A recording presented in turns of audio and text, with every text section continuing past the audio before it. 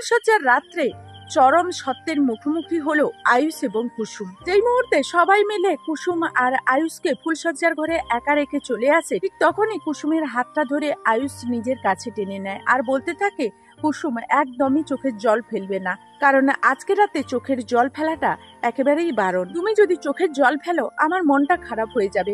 তুমি কাঁদছো কেন বলো তো? এখনো পর্যন্ত তোমার কিসের ভয়? মানে কুসুম বলতে থাকে, ছোট সাহেব আমি আপনাকে কি বলবো বলুন তো, আমার খুব ভয় করে। আমার কারণে যদি এই পরিবারের ওপরে কোনো রকম কোনো আঁচ আসে তাহলে আমি নিজেকে কখনোই ক্ষমা করতে পারবো না। সেখানে ইন্দ্রাণী গাঙ্গুলি এসে দরজা ধাক্কাতে থাকে, আর দরজা ধাক্কানো মাত্রই আয়ুষ দরজাটা খুলে দেয়, আর ইন্দ্রাণী গাঙ্গুলিকে আয়ুষ দেখে চমকে যায় আর বলতে থাকে, মম তুমি এখানে এত রাতে? তখনই ইন্দ্রাণী বলতে থাকে, আয়ুষ আমি জানি আজকে তোমার ফুলসজ্জা, তাই আজকের দিনে তোমাকে যদি না এই উপহারটা আমি তুলে দিই তাহলে তোমরা হয়তো পরবর্তীতে দুঃখ পাবে। তখনই এই কথাটা আয়ুষ শুনে বলতে থাকে, মাম তুমি আমাদের জন্য সারপ্রাইজ প্ল্যান করেছো আর সেটা আমরা জেনেও খুশি হব না, এটা কি করে হয় বলো তো? তখনই ইন্দ্রাণী গাঙ্গুলি বলতে থাকে, না এই উপহারটা শুধুমাত্র আমি কুসুমের জন্য নিয়ে এসেছি, তাহলে কুসুমই শুধু দেখুক। এই কথা বলে ইন্দ্রাণী যখন কুসুমের হাতে একটা কাগজ তুলে দেয়, ঠিক তখনই আয়ুষ ভাবতে থাকে যে কি এমন ওই কাগজে আছে যেটা শুধু কুসুমই দেখতে পাবে আর কেউ না। তখন কুসুমের হাতে কাগজটা ধরিয়ে দেওয়া মাত্রই যখন কুসুম কাগজটা খুলে বের করে তখনই দেখতে পায় ওই কাগজের মধ্যে একটা কন্ট্রাক্ট পেপার। মানে কুসুম বলতে থাকে, দেবীমা এটাতে কি লেখা আছে?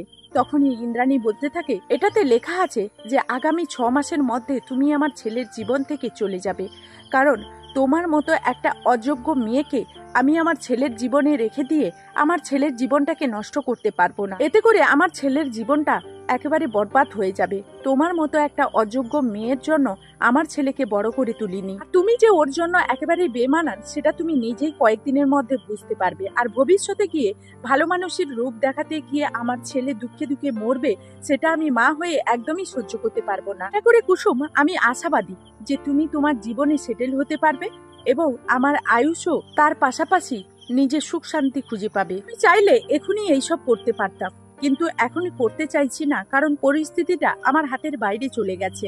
নিউজ মিডিয়া থেকে শুরু করে সবাই জানাজানি হয়ে গেছে, সবাই তোমাদের ছবি পোস্ট করা শুরু করে দিয়েছে। আয়ুষ বলতে থাকে, মা তুমি একা এরকম একটা সিদ্ধান্ত কি করে নিয়ে নিলে?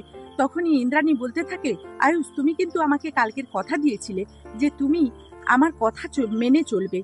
তুমি বিয়ে করেছো বলে যে আমার কথা অমান্য করবে এমনটা কিন্তু নয়, তাহলে আজকের কেন তুমি পাল্টি খাচ্ছ বলো তো? যা কিছু করেছি তোমার কথা ভেবেই করেছি, আর এতে করে তোমাদের লিমিটেশনটা তোমাদের মনে থাকবে। তোমরা যা কিছু করো তোমাদের ভবিষ্যতের কথা ভেবেই করবে।